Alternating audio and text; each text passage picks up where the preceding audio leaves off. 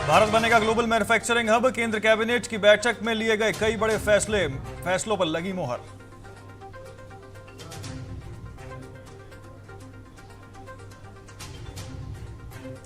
दिल्ली कर्नाटक समेत कई राज्यों में बड़ी एसआईआर की तारीख 19 अक्टूबर को प्रकाशित होगी। दिल्ली में final voter list.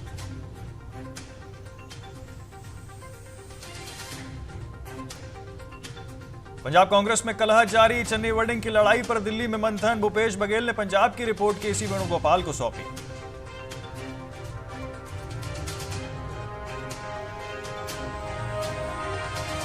America Iran के बीच तेज हुई जंग। ईरान ने कहा अमेरिका हवाई हमलों में कम से कम 35 लोगों की मौत, 300 से ज्यादा लोग घायल।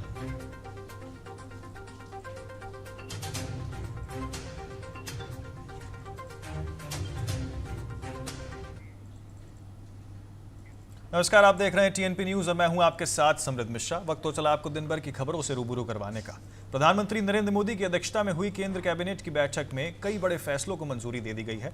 सरकार ने 62,500 करोड़ रुपए की मोबाइल फोन मैन्युफैक्चरिंग स्कीम को हरी झंडी दिखा दी है, जिससे निवेश बढ़ाने, रोजगार पैदा करने और भारत को इलेक्ट्रॉनिक मैन्युफैक्चरिंग हब बनाने का लक्ष्य है। वहीं उत्तर प्रदेश के वाराणसी के लिए भी बड़ी सौगात दी गई है। करीब 43 किलोमीटर लंबे एलिवेटेड कॉरिडोर प्रोजेक्ट को मंजूरी मिली है, जिस पर लगभग 10,998 करोड़ रुपए खर्च होंगे। इससे शहर में ट्रैफिक जाम कम होगा और लोगों का सफर आसान होगा।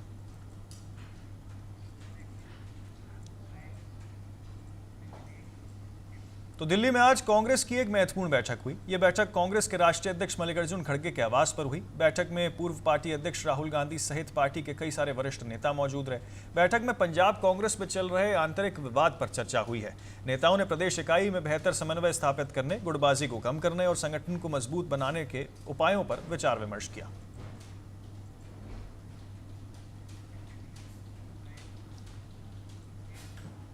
कांग्रेस नेता राहुल गांधी के 17 जुलाई के देहरादून दौरे से पहले राजनीतिक माहौल काफी ज्यादा गर्मा गया है। कांग्रेस के छात्रों की गूंज कार्यक्रम के लिए परेड ग्राउंड की अनुमति नगर निगम ने रद्द कर दी है, जिसके बाद कांग्रेस कार्यकर्ताओं छात्रों ने विरोध प्रदर्शन किया। कांग्रेस नेताओं ने आरोप लगाया है कि सरकार कार्यक्रम से घबरा गई है। वहीं कांग्रेस ने सवाल उठाया है कि फीस जमा होने के बाद अनुमति रद्द करने का कारण क्या है। सत्य को परेशान किया जा सकता है, पर सत्य पराजित नहीं होता है। उसी तरह राहुल गांधी जिस सत्य को उजागर करने के लिए लगातार पूरे देश के अंदर छात्रों की गूंज कार्यक्रम के नाम से जो एक मुहिम चला रहे हैं, उससे भाजपा सरकार इतना डर चुकी है कि पहले तो और जगह तो छात्रों को रोकने का दौरा छात्रों की गूंज कार्यक्रम जो परेड ग्राउंड में प्रस्तावित था, जिसको लेकर प्रदेश कांग्रेस ने 3 दिन की अनुमति नगर निगम देहरादून से ली थी और बाकायदा उसकी 1,77,000 रुपये की रसीद कटवाई थी। लेकिन आनंद फानन में जब भारतीय जनता पार्टी के होश उड़ गए, जब पता चला कि राहुल जी की रैली के 2.5 लाख रजिस्ट्रेशन हो गए, छात्र उनको सुनने के लिए बड़ी संख्या में वहां पहुंचने वाले हैं, तो इस धामी सरकार के पैर उखड़ गए। क्योंकि इस धामी सरकार में कोई भी पेपर ऐसा नहीं हुआ जिसमें पेपर लीक ना हुआ।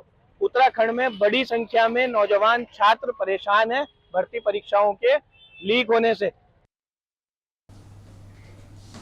समाजवादी पार्टी के राष्ट्रीय महासचिव शिवपाल यादव ने 2027 विधानसभा चुनाव को लेकर बड़ा बयान दिया है। गाजियाबाद में उन्होंने सपा कांग्रेस गठबंधन पर कहा कि उत्तर प्रदेश में सपा बड़े भाई की भूमिका में रहेगी और गठबंधन की शर्तें राष्ट्रीय नेतृत्व तय करेगा।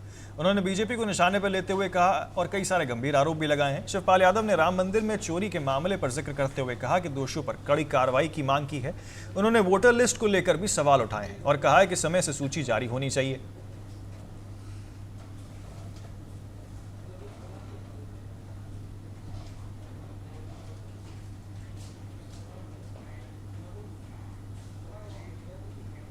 तो पूर्वी चंपारण में उच्च शिक्षा के क्षेत्र में नई शुरुआत वो देखने को मिली है।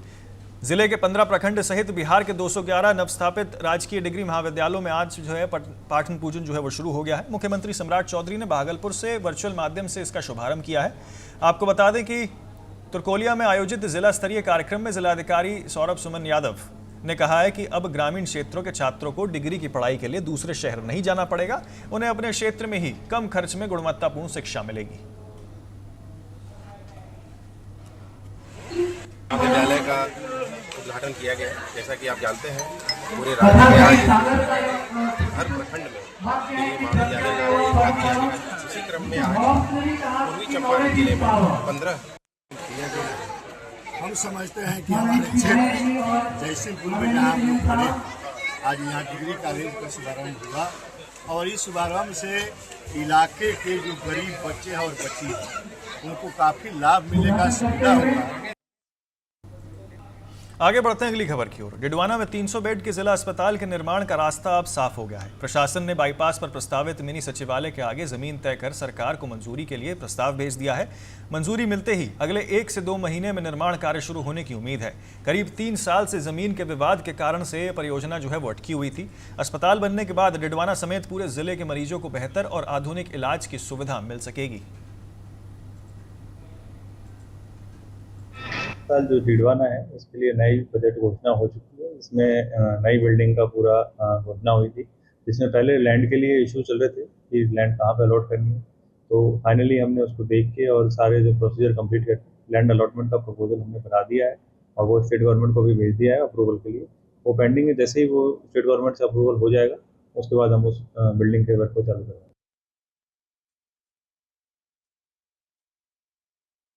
तो जिला अस्पताल के लिए जैसे हम जानते हैं कि पहले ही बजट में हमारी घोषणा हुई थी और इसकी एक फर्स्ट इंस्टॉलमेंट जो है वो जारी भी हुई थी। लेकिन जैसा कि हम देख रहे हैं हमारे ज़िले में भी यहाँ जिला अस्पताल के लिए ज़मीन को आवंटन को लेकर थोड़ी सी दिक्कतें आ रही हैं। और पहले जो ज़मीन आवंटित हुई थी उसमें रास्ते की समस्या होने के कारण और बाकी और 2 ज़मीनों के सुझाव भी दिए गए थे, जिसका एक जयपुर से कमेटी ने अवलोकन भी किया था।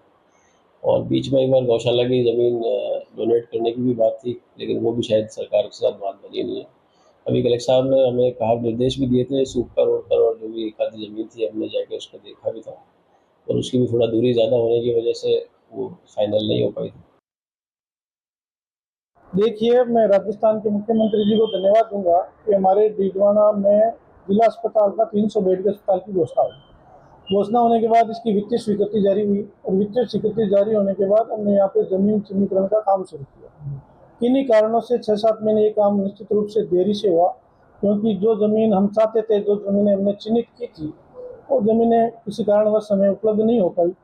अब हमने अच्छी ज़मीन का चयन आदरणीय जिला कलेक्टर महोदय ने, हमारे CMO साहब ने, PMO साहब ने और मेडिकल की टीम ने मिलकर कर लिया है। ज़मीन के हस्तांतरण के और कागजात तैयार हो रहे हैं। मेरे हिसाब से 5-7 दिनों में ये कार्रवाई आवंटन की पूर्ण कर ली जाएगी और उसके बाद शीघ्र ही टेंडर जारी करके अगले 1-2 महीने में आपको बड़ी खुशी की सौगात इस पूरे क्षेत्र को मिलने वाली थी। यहाँ पर भव्य जिला अस्पताल का निर्माण होगा, साथ में हमारा ड्रग वेयर हाउस है उसका भी निर्माण होगा।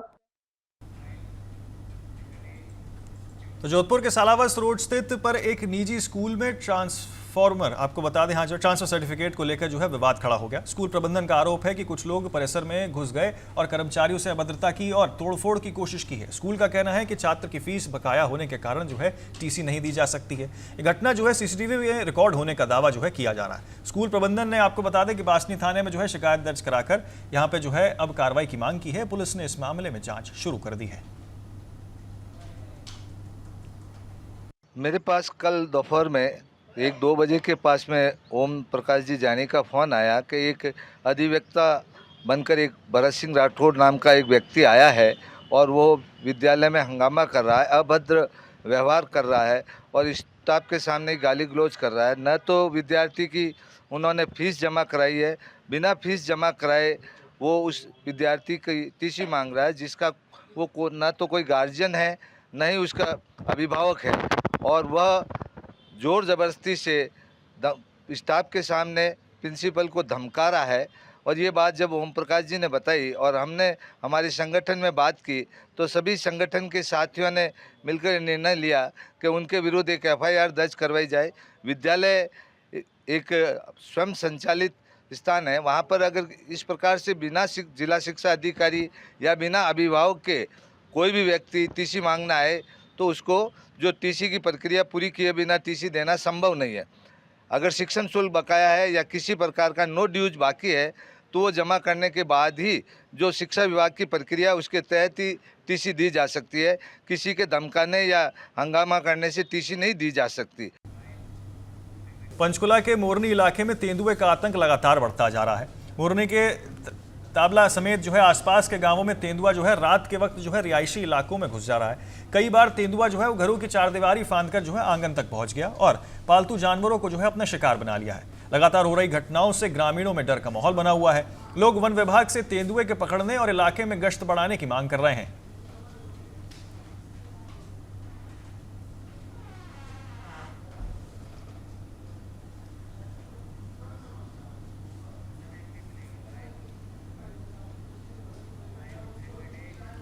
उधम सिंह नगर के जसपुर में हरेला महोत्सव के तहत एक पेड़ मां के नाम अभियान चलाया गया। आपदा प्रबंधन समिति के उपाध्यक्ष और दर्जा प्राप्त राज्य मंत्री विनय कुमार रोहेल ने, आपको बता दें, यहां जो है नगर पालिका परिसर में जो है पौधारोपण किया। इस दौरान पालिका चेयरमैन, अधिकारियों और बीजेपी कार्यकर्ताओं ने भी पौधे लगाए। विनय रोहेल ने लोगों से पर्यावरण संरक्षण के लिए अधिक से अधिक पेड़ लगाने की अपील की है। पूरे प्रदेश में कल से हरेला पर्व है और हरेला पर्व के पूर्व से ही हम सभी की कार्यकर्ता बंधु, भारतीय जनता पार्टी के सभी कार्यकर्ता बंधु मिलकर भिन्न भिन्न स्थानों पर, सार्वजनिक स्थानों पर या जहां पेड़ नहीं है वहां पर पेड़ लगाने के लिए प्रतिबद्ध है। माननीय मुख्यमंत्री जी ने भी कल भिन्न भिन्न मुख्य स्थानों पर पेड़ लगाएंगे और सभी सरकार के जो मंत्रीगण हैं वो भी लगाएंगे। माननीय विधायकगण, नगर पालिका, नगर पंचायत के अध्यक्ष और जितने भी भारतीय जनता पार्टी के प्रदेश अध्यक्ष जी और अपने प्रबुद्ध कार्यकर्ता बंधु जो जहां है अपनी इस हरेला पर्व को मनाने के लिए। चंपावत जिले के लोहाघाट उप जिला अस्पताल में 8 डॉक्टर्स के तबादले के बाद विरोध शुरू हो गया है। लोहाघाट विकास संघर्ष समिति ने अस्पताल परिसर में अनिश्चितकालीन धरना शुरू कर दिया है। समिति का कहना है कि विशेषज्ञ डॉक्टर्स के तबादले से मरीजों को इलाज में जो है परेशानी होगी। प्रदर्शनकारियों ने सरकार से तबादले रोकने और नए डॉक्टर्स की तैनाती की मांग की है। चेतावनी दी गई है कि मांग पूरी नहीं होने तक आंदोलन जारी रहेगा। तो आपको बता दें किस तरीके से यहाँ पे जो है अब जिस तरीके से डॉक्टर्स का तबादला देखने को मिला है उसके बाद भारी आक्रोश और यहाँ पे जो है विरोध करते हुए लोग नजर आ रहे हैं। 8 डॉक्टर्स के तबादले के बाद जो है यहाँ पर धरना प्रदर्शन शुरू हुआ है और लोहाघाट अस्पताल में जो है अनिश्चितकालीन आंदोलन यहाँ लोगों द्वारा शुरू कर दिया गया है।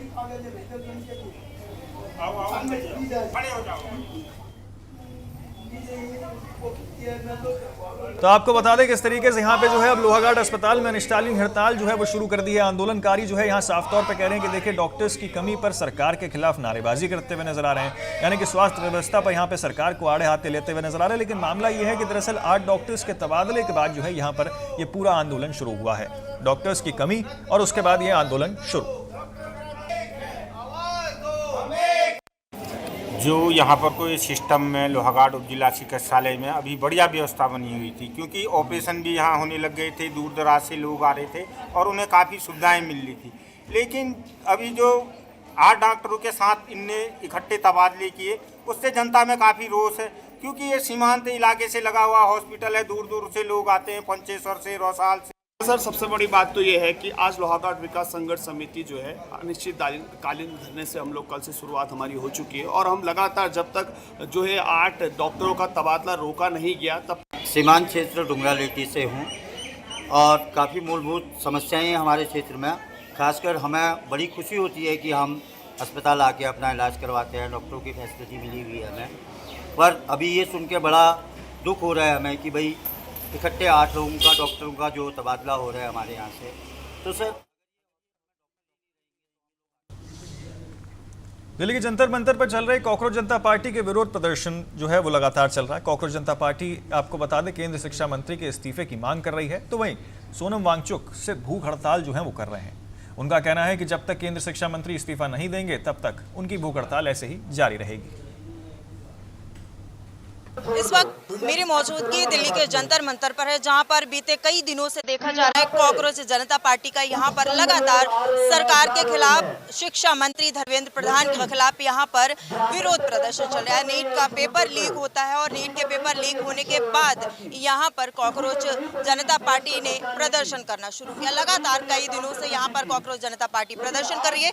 तस्वीरें हैं, हम आपको सीधा दिल्ली के जंतर मंतर से दिखा रहे हैं। ये मंच है और इसी मंच पर कॉकरोच जनता पार्टी के संस्थापक अभिजीत दीपिके मौजूद है और इनका समर्थन करने के लिए सोनम वांगचुक जो है वो यहाँ पर पहुंचे। सोनम वांगचुक की बात करें तो 18 दिन बीत चुके हैं और लगातार सोनम वांगचुक जो है वो यहाँ पर भूख हड़ताल पर बैठे हुए हैं। तमाम विपक्ष की पार्टियों का समर्थन मिल रहा है, चाहे वो सपा हो, चाहे वो आम आदमी पार्टी हो, चाहे वो फिर कांग्रेस हो। तमाम विपक्ष की पार्टियां जो है उनका समर्थन जो है वो कॉकरोच जनता पार्टी को मिल रहा है। समर्थन जो है सोनम वांगचुक को मिल रहा है। सोनम वांगचुक और कॉकरोच जनता पार्टी का ये सीधे तौर पर कहना है कि जब तक शिक्षा मंत्री धर्मेंद्र प्रधान इस्तीफा नहीं दे देते तब तक लगातार उनका ये जो विरोध प्रदर्शन है सरकार के खिलाफ वो दिल्ली के जंतर मंतर पर चलता रहेगा। और इसी तरीके से सोनम वांगचुक की बात करें तो सोनम वांगचुक का यही कहना है कि जब तक धर्मेंद्र प्रधान का इस्तीफा नहीं हो जाता है तब तक वो भूख हड़ताल पर बैठे रहेंगे। तो फिलहाल के लिए दिन भर की खबरों में इतना ही, लेकिन जल्द होंगे हाजिर बाकी और खबरों के साथ। आप देखते रहें TNP न्यूज़।